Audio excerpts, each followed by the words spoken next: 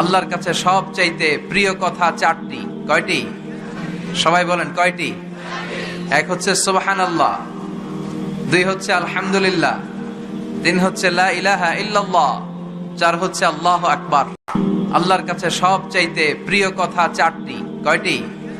সবাই বলেন কয়টি?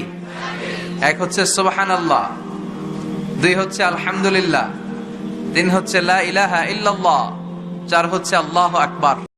আল্লাহর কাছে সবচাইতে প্রিয় কথা চারটি। কয়টি? সবাই বলেন কয়টি?